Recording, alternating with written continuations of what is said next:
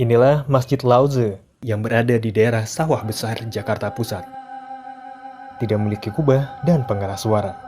Inilah yang membedakan masjid ini dengan masjid-masjid pada umumnya. Paduan cat yang berwarna merah dan kuning, serta dilengkapi lampion membuat bangunan ini seperti kelenteng. Ya, disinilah rata-rata warga keturunan Tionghoa mengenal agama Islam.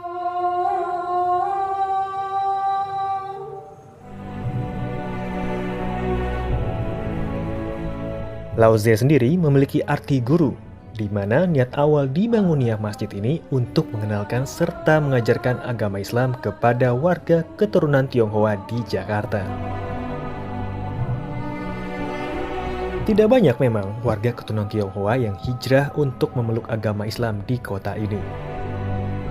Masjid ini kita dirikan tujuannya kan untuk menyampaikan Islam kepada orang-orang Tionghoa. Makanya kita bikin warnanya seperti rumah-rumah orang Tionghoa. Supaya orang Tionghoa mau datang bertanya. Mana mungkin ya sudah misalnya mau tahu Islam, dia datang ke Istiqlal, dia kan takut. Pertanyaannya kadang-kadang takut menyinggung orang. Kenapa orang Islam boleh kawin 4? Kenapa orang Islam beritanya banyak teroris segala macam? Ya kan gitu, kayak gitu kan sensitif sekali. Dia nggak mungkin berani bertanya. Jadi dia datang ke sini seperti mas datang ke rumah sendiri bebas. Nah karena itu akhirnya banyaklah yang menjadi mualaf masuk Islam.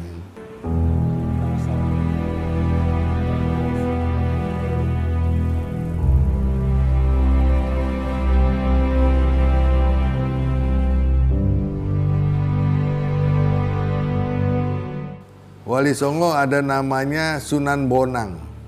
Arti Bonang saya tanya nggak ada yang tahu. Itu sebetulnya orang Cina namanya Bunang. Karena nggak bisa bilang Bunang, jadi Bonang. Sampokong itu kan Cheng Ho kan Islam. Di Semarang. Itu dulu masjid, berubah jadi kelenteng. Nah itu kita mengembalikan, jadi heran orang, banyak orang kasarnya yang Islamnya lahir, itu ngeliat Cina-Cina masuk Islam itu awal-awal heran, tapi sekarang memang sudah banyak dan banyak tokoh-tokoh yang berdakwah segala macam, jadi nggak heran lagi sebetulnya. Rata-rata faktor pernikahan adalah salah satu yang membuat mereka memeluk agama Islam. Tetapi tidak sedikit pula yang memutuskan untuk memeluk agama Islam karena kepercayaan mereka bahwa agama Islam adalah agama yang membawa kedamaian dalam hidup mereka. Seperti yang dilakukan oleh Ho Martin. Ia mengucapkan 2 kalimat syahadat karena ingin mendalami agama Islam dan tentunya ingin mengajarkan kepada anak-anaknya kelak.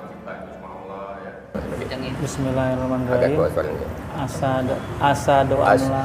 Ashadu an la ilaha illallah wa ashadu anna Muhammadar Rasulullah. Saya bersaksi tiada Tuhan selain Allah. Dan saya bersaksi bahwa Nabi Muhammad adalah utusan Allah. Udah 2 tahun lalu sih saya mulai belajar Islam. Cuma sekarang saya harus memperdalam lagi ilmu Islamnya. Ya karena saya harus bimbing anak saya jadi orang benar. Jadi di sini memang kita selain melatih atau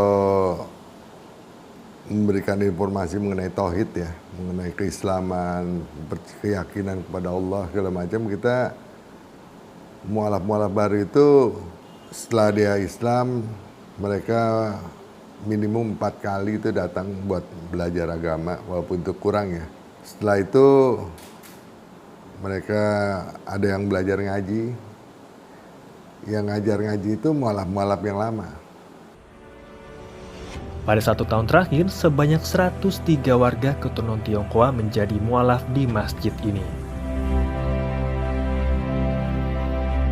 Penerimaan masyarakat terhadap Muslim Tionghoa juga lebih baik. Pembauran yang terjadi dengan masyarakat pribumi terjadi begitu mudah. Bahkan, masyarakat lokal pun cukup senang ketika mendapati ada warga keturunan Tionghoa yang mampu membaca Al-Quran dengan baik dan memiliki pemahaman agama yang juga cukup baik.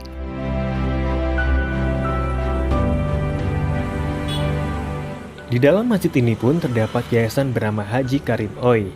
Nama dari Yayasan Haji Karim Oi diambil dari seorang tokoh Muslim Tionghoa yaitu Abdul Karim Oi Cheng Hien. Beliau adalah seorang pengusaha sukses di era kepresidenan Soekarno.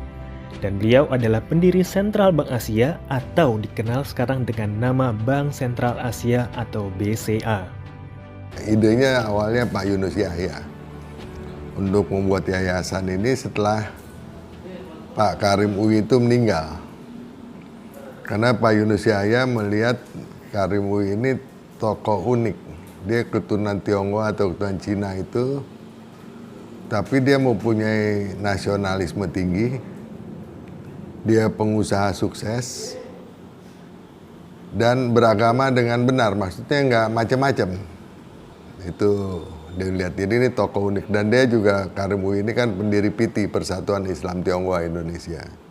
Dia sebagai pendiri BCA, Bank Sentral Asia, walaupun di bukunya Om Lim Sulyo nggak ditulis.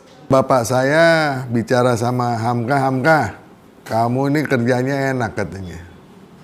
Kenapa Pak Karim katanya? Ya kerjanya kan ngislamin orang Islam katanya. Kalau saya kerjanya ngislamin orang non-Islam, jadi lebih susah katanya. Hamka lebih enak, kan dia ceramah, udah Muslim supaya jadi lebih baik, kan begitu orang ceramah. Tidak sedikit dalam satu keluarga memiliki keyakinan yang berbeda. Tetapi, perbedaan dalam berkeyakinan tidaklah menjadi halangan untuk selalu berbakti kepada orang tua dan selalu mendukung satu sama lain untuk berbuat kebaikan. Inilah yang dialami oleh Ruli, di mana keluarga mereka memiliki perbedaan dalam hal beragama. Saya bersyahadat di Masjid Lause tahun 2002.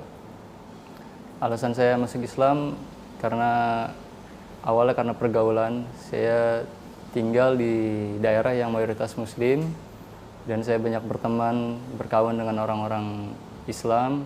Dari situ saya melihat dan belajar tentang Islam dan alhamdulillah akhirnya saya memutuskan untuk masuk Islam. Iya, kalau saya alhamdulillah tidak ada hambatan atau tantangan atau penolakan dari keluarga. Ketika saya disunat, itu keluarga saya bahkan membuat acara di rumah semacam syukuran, mengundang ustadz sekaligus ada makan-makan kecil lah gitu. Dan sampai sekarang pun mama saya masih berbeda keyakinan dengan saya, tapi saya tetap menghormati, tetap menyayangi kedua orang tua saya. Kurang lebih sekitar 2 tahun yang lalu, tapi untuk mempelajari Islam sih dari 2003. Iya, pelan-pelan baca Al-Quran, bahasa Indonesianya. Itu belum masuk Islam tadi? Belum, tapi mempelajarinya sudah. Keluarga saya memang masih Kristen semua. Bapak saya, almarhum bapak saya, ibu saya itu masih Kristen. Itu tergantung dari diri kita sendiri. Apakah kita masih bergantung pada orang tua dengan umur seperti ini ya? Ataupun apa yang sudah kita berikan kepada orang tua kita? Bakti kita kepada orang tua, walaupun mereka berbeda agama. Itu menjadi suatu patokan dalam Islam itu. Ibu saya masih satu rumah sama saya. Oh gitu? Iya, setiap minggu saya malah nganterin ibu saya ke gereja.